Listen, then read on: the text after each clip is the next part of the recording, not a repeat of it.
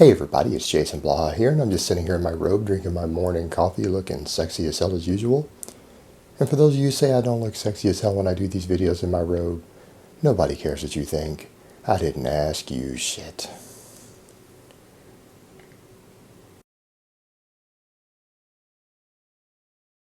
Oh, two concerns on the coffee chat videos here. A lot of people are like, oh my god, your robe is open, we don't want to see your crotch. I'm wearing shorts just like I do in all the other videos. So I'm not exposing my underwear or crotch or anything, guys. You guys need to chill out with that stuff. Also, there's like a big debate and accusation again that I'm not really drinking coffee in these videos. Here you guys go.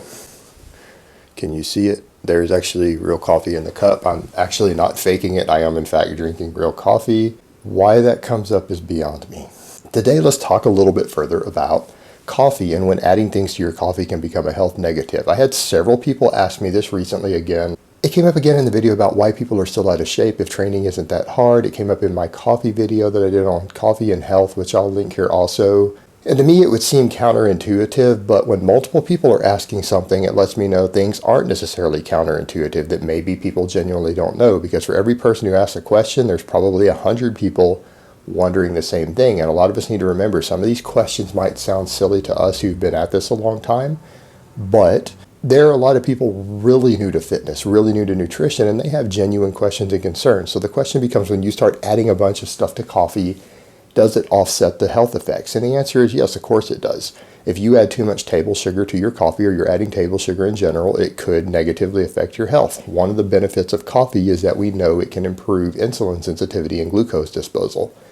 Table sugar can do the opposite over time due to the fructose load in it. And for example, every spoon of sugar you put in your coffee, if you guys go look, a tablespoon usually has, I think, around 14 grams of sugar. I don't remember. I think it's pretty close.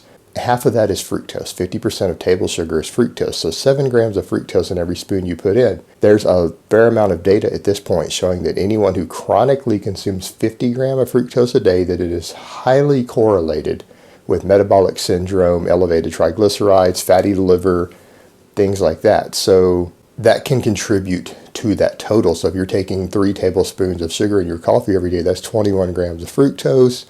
You're almost halfway to the dangerous point to where it has been correlated with serious health effects, which will include reducing insulin sensitivity. So yes, it can contribute. The same with creamers and things. A lot of the creamers are loaded full of table sugar. They're loaded full of trans fats. I've seen creamers that have partially hydrogenated soybean oil in them. Those are the two of the biggest things you really want to avoid if health is your overall concern. We're not even talking about obesity. We're not talking about being in shape. We're talking about just not having heart disease, not having diabetes, things like that. Limiting diseases that are going to kill you or reduce your quality of life.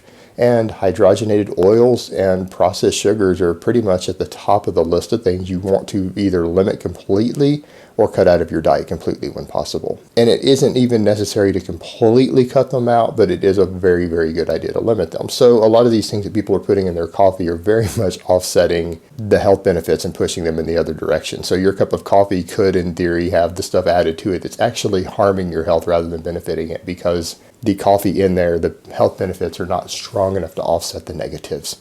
So be wary of what you put in your coffee. Remember, guys, for most of us who aren't extreme athletes, we're not hard gainers, we're not undereaters, drinking liquid calories in general is not the best approach. Liquid calories should usually be left to guys who struggle to gain weight, or people whose jobs are so physically demanding, or their sports performance is so physically demanding that they would struggle to eat enough calories to maintain their body weight or maintain their performance.